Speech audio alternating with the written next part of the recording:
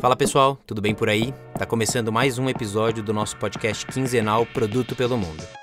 Esse é o 12º episódio e a gente recebe dessa vez uma PM que tá em Pequim, na China. Ela atua no 99 Food, produto da Didi, aqui no Brasil, com um time do outro lado do mundo. Além disso, ela vai ser uma das palestrantes do Product Camp, o maior evento de produto do Brasil.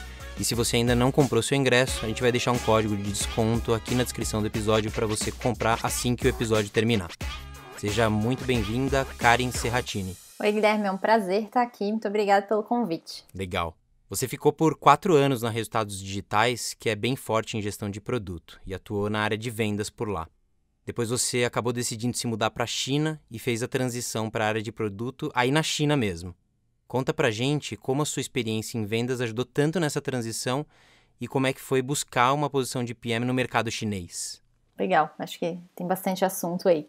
Bom, eu vim pra China em janeiro de 2018 e eu vim pra cá por uma situação pessoal, não vim buscando uma recolocação profissional ainda, então eu tinha outros objetivos quando eu cheguei aqui, que era principalmente estudar no começo. Então, dediquei meu primeiro ano aí a entender mais sobre a cultura, conhecer mais a língua, fazer alguns cursos de business focado em China mesmo. E eu morava numa cidade mais pro interior. Quando eu me mudei aqui para Pequim, então, eu comecei essa busca de recolocação dentro do mercado chinês, né? Tinha feito algumas atuações, assim, de tradução e tal, coisas que a gente acaba fazendo quando tá fora do país. Mas eu queria muito trabalhar dentro de uma startup. Eu queria muito voltar para essa vida de startup, porque acho que é muito difícil quem passa pela RD e não sai de lá apaixonado por isso, por essa agilidade, por toda a loucura que é estar dentro de uma máquina em alto crescimento.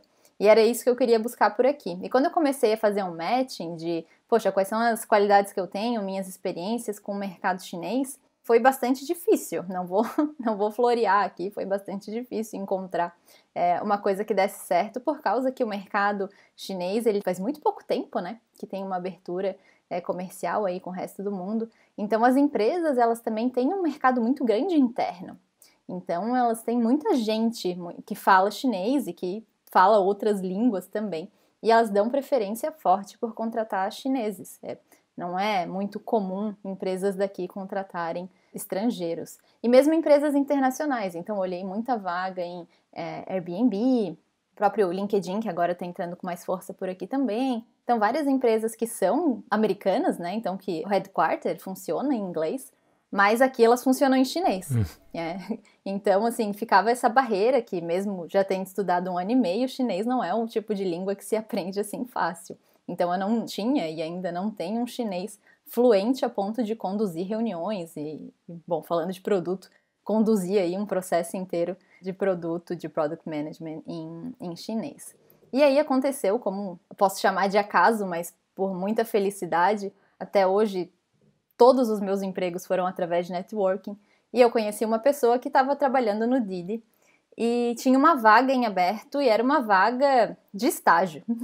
E aí eu tinha acabado de sair da faculdade aqui, eu falei, não, me chama que eu quero fazer essa entrevista. Ele falou, Karen, mas é 1h30 da sua casa, sabe? E é uma vaga de estágio, tipo, basicamente você vai pagar pra trabalhar. Eu falei, faz mal, eu quero entrar numa startup, eu quero trabalhar nesse mercado chinês, a Didi é tipo a segunda maior startup daqui, é um foguete. Cara, eu quero entrar, depois a gente resolve isso, né? Deixa eu fazer a entrevista, arruma lá pra mim.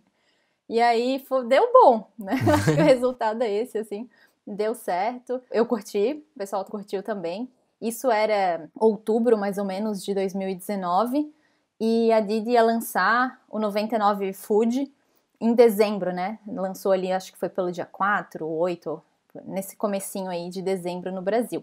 Então eles estavam bem nesse processo de finalizar o produto para fazer o lançamento. E aí tinha várias coisas que é o que eu acabo atuando hoje, que a gente pode conversar mais para frente, mas que precisava aí de um olhar brasileiro, ajudaria muito se tivesse, né, vamos dizer assim. Algumas coisas precisa mesmo, mas outras ajudaria muito se tivesse.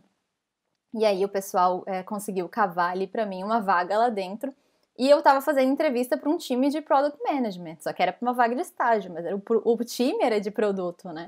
E aí eles falaram, beleza, a gente conseguiu, passou um mês, eles falaram, não, beleza, a gente conseguiu aqui, abrir uma vaga para ti, então começa com a gente assim que tu puder. Eu falei, calma, mas eu tô indo pro Brasil, eu tenho um casamento de uma amiga, pode ser na volta? Eu falei, não, beleza, pode ser na volta. Aí voltei, dia 12/12, entrei então, comecei ali minha jornada como Product Manager na Didi, focada no produto 99 Food. Legal. Então, eu acabei saindo, né, falando um pouquinho de vendas, assim, acabei saindo desse universo de vendas por uma questão de mercado mesmo. O mercado aqui, ele, para vendas, ele exige que você fale chinês fluente, né? Eles não têm muito essa cultura de... Quando precisa vender para fora, eles põem um vendedor nesse país, né? Eles põem um time comercial local, assim. Para eles é muito fácil fazer isso. Então, acabou que o mercado que eu estava acostumada aqui, ele é muito pequeno para o estrangeiro que não tem um chinês fluente. Então, eu acabei com a grande felicidade de conseguir entrar aí para o mundo de produto e que talvez eu não queira mais sair. Muito legal. E quais foram os paralelos que você viu que facilitaram essa sua transição? O que você viveu em vendas na RD que você acha que hoje faz com que você seja uma PM com muito mais facilidade agora nesse seu começo do que se você não tivesse tido essa experiência? Eu vejo duas coisas. Uma que eu tive a grande felicidade de pegar a RD no começo, acho que foi sorte mesmo. Eu entrei na RD, tinham 30 funcionários, e eu saí de lá, tinha 500. Então, eu peguei o foguete decolando e participei de tudo isso, assim. E o legal disso é que, assim, eu participei de várias fases, tanto do produto, né, como da estrutura da RD. Então, eu conheci muitos desenvolvedores e muitos PMs, a gente conversou muito, né? Então, era um time pequeno, foi crescendo, mas mesmo assim, tenho a alegria aí de conhecer muita gente muito boa do mercado. A RD me proporcionou isso. E toda a questão que a RD também tem, assim, de sempre compartilhar business units e ter toda a questão de ser bem data-driven. Quem começou isso lá quando tinha 30 funcionários, eu lembro, para minha primeira reunião da RD, eu não tinha sido contratada ainda, eu ainda estava no meu outro emprego, estava lá dando os 30 dias que eles não me deixaram não fazer.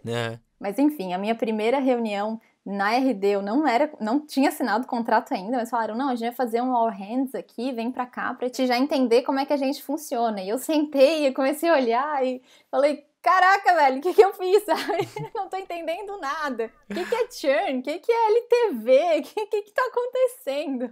Então, assim, essa cultura de sempre compartilhar os números, onde a gente quer chegar e tudo mais, já me ajudou muito a entender o todo, né? Hoje eu entendo facilmente a operação de uma empresa.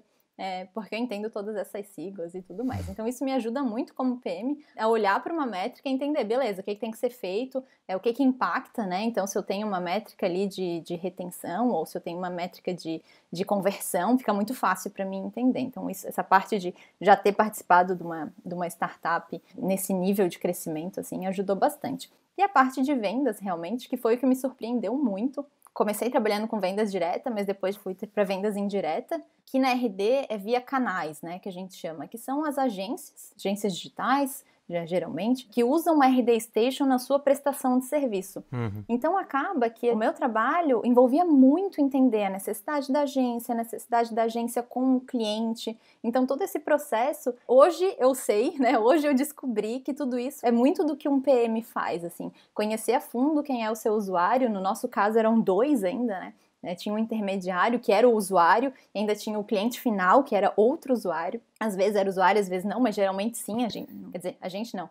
Durante muito tempo a RD não permitiu que só a agência tivesse acesso à conta, né? O cliente também, não sei como é que tá hoje. Mas... Então, assim, a gente tinha 2 usuários, um usuário final, um usuário intermediário, e o produto que inicialmente tinha sido pensado para um usuário final, e como isso foi se transformando também ao longo dos anos para atender as agências que em pouco tempo viraram mais de 60% aí de novos RD Station já eram feitos por agência quando eu estava lá, né? Então era uma base muito grande, uma representatividade muito alta. E esse processo todo, hoje eu descobri que me ajuda muito, né, no job de Product Management aqui no Didi, aqui na China ou em qualquer lugar. E aí conhecer a necessidade do cliente, as próprias questões de negociação, né? Como que eu vou vender essa ideia, como que eu vou falar em retorno, seja para o cliente final, seja para a agência, ou seja para o time do lado, seja para o meu chefe, né? Tudo isso que vendas proporciona, eu uso no meu dia a dia, assim. Então é bem legal ver essa construção, assim. Muito bom. Hoje você comentou que você atua no 99 Food, que é um dos produtos da Didi. Fala pra gente quais são os maiores desafios do produto e quais são os diferenciais que ele tem, levando em conta que já existem vários players aqui no Brasil que têm um certo domínio em algumas regiões do país.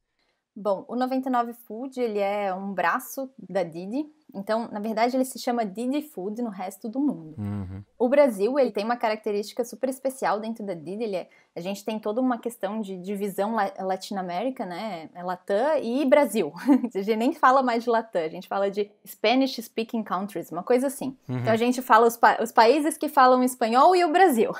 Né? Então tem essa divisão pela característica do Brasil ser um país com muita representatividade dentro da Didi, com a marca 99. Dentro do Brasil é 99 Food, mas o produto ele também existe no México com o nome Didi Food e no Japão com o nome Didi Food também. Uhum. Então, muito do que eu faço, ou quase tudo, né? Existe poucas coisas que eu faço direcionado para o Brasil, especificamente. E quando eu entrei para trabalhar para o Brasil porque só existia México e Brasil. Daí o Japão abriu ainda depois do Brasil.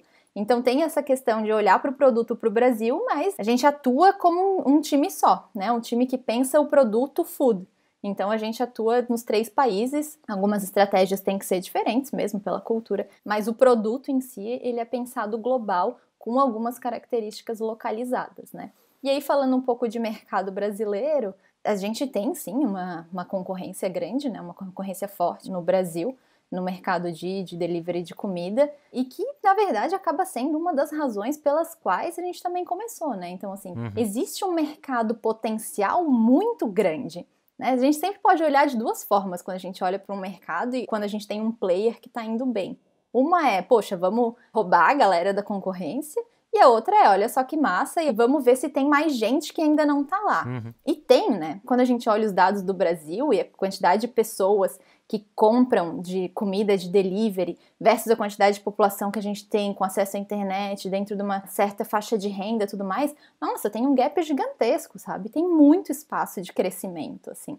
E quando a gente faz comparações com o próprio México ou comparações com a China, então, que o número é muito grande, né? Praticamente todo mundo pede comida via delivery aqui, a gente vê que tem um mercado potencial muito alto. Tem as 2 coisas, né? Não precisa olhar só para a concorrência e dizer vamos bater neles, mas tem um mercado potencial muito grande. Essa é uma das razões, ou a principal razão, pela qual a 99, o Didi, resolveu abrir aí o 99 Food no Brasil. Bom, e pensando em diferencial, tem vários pontos em que a gente se sustenta. Um é a quantidade de restaurantes, né? Então a gente tem aí uma ampla seleção para o nosso cliente, para o nosso usuário poder escolher, ter muitas opções, e a outra é a affordability, né? Então o Didi, por ser uma máquina que roda muito bem, muito azeitada, já está há muito tempo no mercado, os produtos locais aqui chineses são muito bem pensados e muito bem executados. Eu posso dizer assim, o pessoal sabe como fazer a coisa funcionar bem, funcionar rápido e funcionar com bons units economics, né? Então, a questão do diferencial de preço também é uma das apostas para o Brasil. Legal, muito bom. Você está num contexto que é um pouco diferente dos demais convidados que a gente já recebeu aqui, que é o que a gente acabou de falar, o fato de você desenvolver um produto também para o mercado brasileiro, só que morando na China. Você trabalha aí com alguns colegas brasileiros que estão aqui, né, olhando para esse produto, imagino, e outros que estão aí direto da China. Primeiro eu queria entender como é que se estrutura o time de produto por aí e quais são as disciplinas que acabam ficando em cada um dos países. Bom, hoje tem uma coisa um pouco diferente, que todo time de produto, ele é chinês. Todo time de produto, ele está hoje aqui em Pequim. Se eu falar Beijing, é porque eu acabo falando Beijing, as 2 coisas estão certas, tá? Mas então todo time de produto, ele tá aqui, desde o time de PM, time de desenvolvimento, time de design, tá todo mundo aqui na China. E no Brasil a gente tem o time de operação, o time de marketing, time financeiro, então vários outros times que fazem o produto acontecer, né? Então aqui a gente desenvolve e lá eles fazem o produto acontecer realmente no mercado.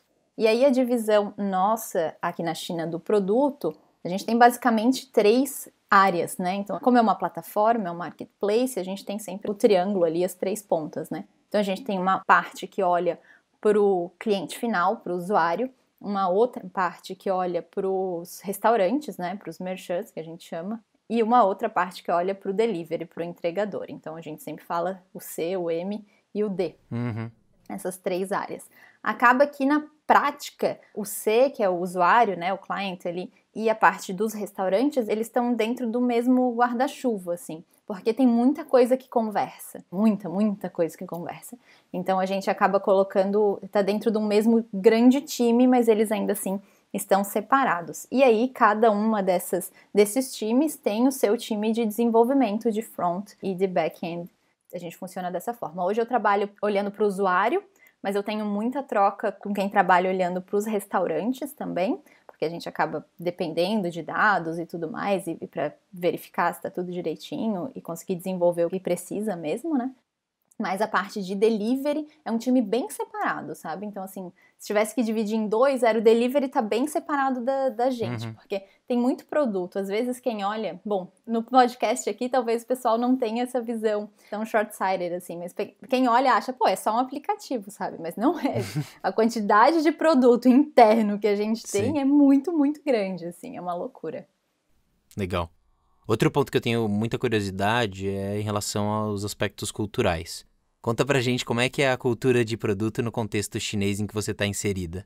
Essa questão cultural e essa questão de estruturação de times é uma coisa que nos primeiros meses foi muito chocante, porque, bom, vou fazer um retrocesso rapidão, assim, eu fui para uma vaga de estágio em outubro, e daí eu vim para o Brasil, passei novembro no Brasil, em dezembro eu entrei e falei... Gente, agora eu sou uma Product Manager, como assim? O que aconteceu, sabe? Quando que isso aconteceu? Então eu não tive preparação, eu não tive tempo de estudar, não fui atrás de cursos, porque, cara, aconteceu tudo muito rápido, não foi uma transição planejada. Então eu cheguei no circo pegando fogo, o produto tinha sido lançado há uma semana, tava uma loucura, assim, eu não conseguia decorar nem o nome das pessoas, mas já tava lá trabalhando. E aí eu falei, beleza, quem que é o papa do Product Management, porque eu preciso consumir conteúdo agora sim a rodo. Ainda mais que eu moro a 1h30 do trabalho, então é 1h30 pra ir, 1h30 pra voltar. Então eu preciso de muito conteúdo, consumir muita coisa. Descobri Martin Keegan, nunca tinha ouvido falar dele, porque eu não era da área de produto. E fui lá, Dali Inspired, né? Vou pegar esse livro aqui e vou matar ele rapidão. E aí, beleza, sei um monte de coisa, chego lá, né, vou escutar um capítulo por dia, que é pra absorver bem, chegar lá, entender como é que funciona essa parte do processo aqui dentro. E, cara, eu não entendia nada. E eu chegava e perguntava e as pessoas me olhavam como se eu fosse um ET, assim. E aí, mas como é que a gente faz isso aqui? As pessoas, tipo, como assim? O que tá falando? Sabe? Eu falei, gente, o que tá acontecendo? Eu não devo estar entendendo. Deixa eu estudar mais aqui. E aí fui estudando e tal. E é muito chocante, assim, porque... Acho que o Brasil, que eu percebi no geral, e que eu já tinha visto isso por causa desse mundo de startup, mas é que o Brasil a gente consome uma cultura muito americanizada, né? Então tudo que o americano diz que é dessa forma, a gente internaliza e aquilo lá é o jeito certo de fazer mesmo e vamos seguir. Então pra mim era muito lógico, era só pesquisar quem eram os papas americanos e vai ser desse jeito que uma das maiores empresas chinesas, né, uma das que mais cresce, vai trabalhar. É óbvio, não tinha a menor dúvida. E não é, sabe? Não é. A China é diferente. A China é muito doida, mas a China é diferente, ela tem seus próprios papas, ela tem sua própria forma de conduzir.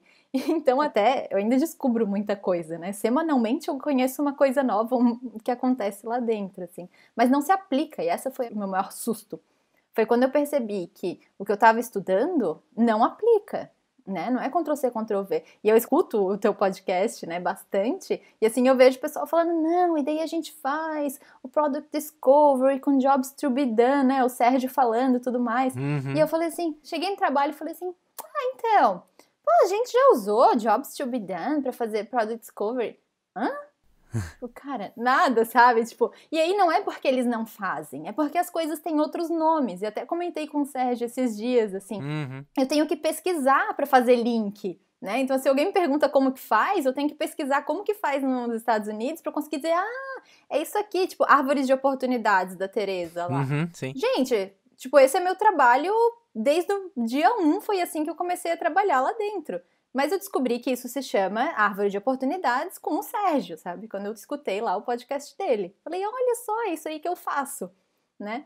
Então, os nomes são muito diferentes. E daí o processo de aprendizado, ele fica bem difícil, na verdade. Porque quando eu pergunto, assim, o que eu estudo, o que eu leio, né? Como eu aprendo? Eles não me dão, assim, um nome em inglês, né? Que eu possa pegar uma matéria, possa pegar uma metodologia, uma fórmula e estudar. Mas, vamos lá, como que funcionam os times aqui dentro? Eu acho que existe uma diretriz, e aí falando de Didi como um todo, assim, existe uma diretriz, o Didi inova muito.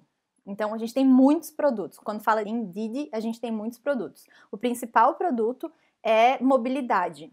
né, a principal veia é mobilidade. Então, a gente tem produtos de ride sharing, tem uma parte de táxi mesmo, né? Não é assim, é um tipo de táxi, não é táxi. Então, tem uma parte de táxi, tem uma parte de motoristas, tem uma parte de aluguel de bicicleta compartilhada. Tem motorista, eu chamo de motorista da rodada, porque eu não sei qual é a tradução. Então, você pode chamar um motorista para dirigir o seu carro, se você bebeu. Assim, a quantidade de produto é uma loucura. Inclusive, na última reunião, que foi semana passada, eu descobri que eles lançaram um novo produto que é tipo uma compra coletiva, assim, para condomínios. Eu pensei, gente, como que isso tá conectado com tudo, sabe? É bem difícil de acompanhar a quantidade de inovação que tem ali dentro. E o escritório que eu tô é um dos escritórios de inovação da Didi. Então, a gente chama de R-Lab, que é Rebuild, né? Então, como que a gente pode pegar, às vezes, coisas que já existem ou no mercado e fazer de uma forma diferente, entregar mais valor para o mercado? Ou como que a gente pode olhar dentro das coisas que a gente já tem dentro de casa no Didi e usar isso também para gerar novos produtos e trazer de forma diferente para o mercado? Então, é um escritório que, quando eu entrei tem quase um ano. Tinham 300 pessoas e tá com 600 já também. Então, assim, com um crescimento bem acelerado e que tem uma característica legal também, que foi o escritório tem 3 anos, o R-Lab tem 3 anos e o primeiro produto deu super errado. Falhou mesmo, sabe? Teve sua curva de crescimento exponencial e teve uma curva reta de declínio, assim, e zerou lá. E aí tiraram do ar e pegaram todo esse conhecimento e transformaram num outro produto que tá indo super bem nesse ano. Então é uma empresa que inova muito. Mas essas inovações, elas vêm muito de quem pensa o business. Então tem áreas e áreas de estratégia muito grandes dentro do Didi que pensam o business e dizem, esse é nosso próximo passo. Né? Então a gente recebe já um modelo bem claro, uma linha bem clara para seguir, assim, nós vamos abrir operação no Brasil, né? Então como que a gente faz para adaptar o produto para o Brasil? Nós vamos abrir operação no Japão, ano que vem vamos abrir operação em mais um país, então a gente trabalha dentro disso e dentro das metas esperadas para cada um dos business, né? Que legal, entendi. Então, vocês já recebem esse direcionamento estratégico, mas eu imagino que pelo que você mencionou, vocês tenham algum nível de autonomia, ou pelo menos vocês são drivados pelo valor que vocês vão gerar e não pela feature que vocês vão entregar, ou não? Sim, né? Com certeza. O produto em si é de estratégia do time, né? Então, como que o produto vai ser feito, qual feature que vai ter, se precisa ou não precisa, e todos os processos de decisão em relação ao produto, não a decisão de criar o produto, né? A decisão de criação de produto, ela vem. Mas ali dentro, dá um exemplo bem geral, assim, a gente tem que ter um CRM, não é a minha área ali, mas a gente tem que ter um CRM, porque a gente tem vendedores que vão vender para os restaurantes para eles entrarem na plataforma e se cadastrarem. Para fazer isso, precisa-se de um CRM, né? Então, a gente precisa descobrir, a gente vai contratar alguém de mercado, vai desenvolver um dentro de casa. Então, a descoberta de que precisa-se de um CRM foi feita ali pelo time de produto, né? A decisão de onde vai vir esse CRM, como ele vai ser, que features ele vai ter, com o que ele vai estar conectado, tudo isso é dentro do time de produto também. Bacana. E no contexto em que você está inserida, quais são as principais responsabilidades de um PM? Como é que essas responsabilidades se diferenciam nos outros produtos da Didi? 99 Táxi, por exemplo, ou qualquer outro time de produto que tenha por aí? Hoje os times de produtos da Didi, eles são bem separados, então a gente tem bem pouca troca. Apesar de a gente usar o Confluence e ter uma wiki inteira, e se a gente quiser consultar, a gente consulta os outros times, não tem uma troca constante, né? Uma troca incentivada pela empresa como um todo, assim, um momento de fazer trocas. Então, os business, eles são um pouco separados, a gente tem uma área de estratégia em cada business que é quem conecta todo mundo. Por exemplo, o 99 Food, ele tem lá uma aplicação dentro do 99 normal, que eu tenho muita vontade sempre de chamar de 99 Táxi. Então, dentro do 99 tem uma aplicação do 99 Food. Lógico, é uma coisa bem óbvia de se pensar, mas existe uma área de estratégia que cuida dessa conexão entre as duas coisas. E os times são bem separados, por estarem fisicamente separados também, né? Então, como eu falei ali, a gente está dentro de um escritório de inovação, então a gente acaba olhando só para o produto de food. Então, eu não vou saber dizer quais são as grandes diferenças entre os times de táxi, por exemplo, e o time de food. Mas o que fica bem claro, e que fica bem claro nesse período que eu já tô lá, é que quando um produto começa, né, quando um produto vai para o ar, um produto vai ser inaugurado, vai ser lançado, as necessidades são muito diferentes. E o funcionamento é muito diferente. E aí, quando eu entrei, em uma semana, eu tinha colocado uma feature no ar. E eu falei, eles estão loucos? Como é que eles deixam isso acontecer? Eu acabei de chegar, nem terminei onboarding, nem fiz, sabe? Nem tem onboarding em inglês. E vocês me deixaram colocar uma feature no ar? Tá doido? Eu cheguei em casa, tipo, feliz e assustada ao mesmo tempo. Mas era a necessidade do produto. Naquele momento a gente precisava daquilo. Sim. Isso não se refletiu nas minhas próximas entregas, né? Elas não foram assim tão livres, tão soltas e não embasadas em nada, a não ser no meu conhecimento prévio. Então elas começaram a entrar num ritmo normal. Então acho que tem essa diferenciação, sabe? De quando você acaba de entrar no mercado e existem coisas que você enxerga, ou você enxerga no concorrente, ou você enxerga dentro da necessidade que você viu ali dos poucos dados que você já tem. Mas, principalmente por eu estar lá, eles entenderam assim, se você acha que precisa, é porque você entende o consumidor brasileiro muito mais que a gente. Então, beleza, se isso tem que estar no ar, isso vai estar no ar. Né? Então, também tem essa diferenciação assim, e claro, com o tempo, vai virando, entre aspas, aí, mais burocrático, porque precisa, né? Porque a gente precisa se basear não só na minha percepção, na máxima de que eu não sou o usuário, né? Eu sou mais parecida com o usuário do que todos os meus outros colegas, porque eu sou a única PM estrangeira lá dentro. E tem mais um dev também, que é brasileiro, e tirando isso, nós somos os 2 únicos que não somos chineses. Então, só para complementar, o Didi trabalha com OKRs, então a gente trabalha com OKRs, então é muito claro, assim, o que cada Product Manager responde. A principal meta é orders, né? Então, quantidade de pedidos feitos. E aí ela começa a descer. E aí o PM de qualquer área, ele tá dentro dessas units aí do business realmente. Então, assim, poxa, se eu preciso ter tantos pedidos, significa que eu tenho que ter X clientes entrando, a conversão tem que ser Y, o ticket médio tem que ser Z, né? Então, tudo isso são métricas e eu respondo por essas métricas. Então, a minha principal métrica é conversão. Né, a primeira conversão, o cliente entrou, ele achou o que ele queria e ele colocou no carrinho, porque isso está dentro do meu escopo, né? Se ele pagou, se ele não pagou, daí ele está dentro de um outro escopo. Então, o meu escopo hoje é responder por essa métrica de conversão. E todos os PMs respondem por métricas diretas ligadas ao negócio. Legal, muito bom. Conta pra gente algum case, alguma coisa que você tenha tocado por aí nesse 1 ano de experiência e que você tenha conseguido gerar valor pro cliente, pro negócio, ou que pelo menos você conseguiu gerar um puta aprendizado nesse processo. Hoje, o que eu faço, ele quase não é percebido. Então, eu acabei mudando aí, até para dar um contexto. Quando eu entrei, o meu time, né, quem eu trabalhava direto mesmo, era eu e mais uma pessoa. Hoje a gente é em 13. Só da estrutura ali de PM e tal, sem falar os devs. Então, a gente era em 2 e agora a gente é em 13. Então, eu acabei passando por muitas pequenas áreas. Hoje, o que eu faço, você não vai ver.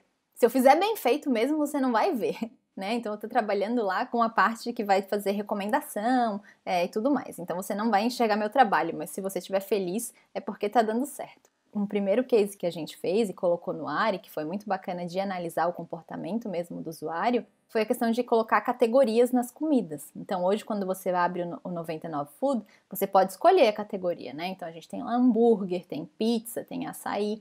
E isso não vem de flow nem no produto. Isso tem que ser colocado, isso tem que ser pensado. E isso tem que casar muita coisa, né? Porque tem que casar o comportamento do usuário, as coisas que as pessoas mais consomem, o que elas estão buscando, com a quantidade de restaurantes que a gente tem vendendo aquilo também, dentro de cada um dos POIs, né? Dentro de cada uma das localidades ali.